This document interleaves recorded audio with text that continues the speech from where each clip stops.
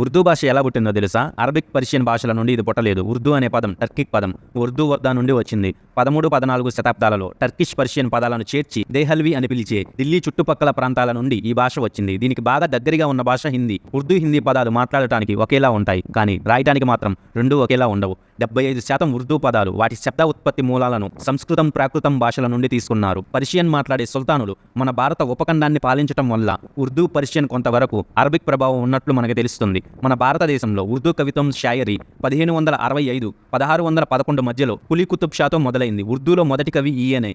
హైందవి, దేహల్వి, గుజ్రీ, దక్కినీ, రేఖ్తా అనే పేర్లు హిందుస్థానీ నుండి హిందీ మరియు ఉర్దూ వరకు మార్పు చేసిన పేర్లు పెట్టారు. హిందీ, ఉర్దూ భాషలకు పితామహుడిగా అమీర్ ఖుస్రూను చెప్తారు. 19వ శతాబ్దం వరకు రేఖ్తాతోగా హిందీని పిలిచేవాళ్ళు. ముషాఫీ 1750, 1824 తన మొదటి దివాన్లో భాష అని అర్థం వచ్చే ఉర్దూ పదాన్ని వాడారు. దాని ముందు వరకు దీన్ని హైందవి, రేఖ్తా అని పిలిచేవాళ్ళు.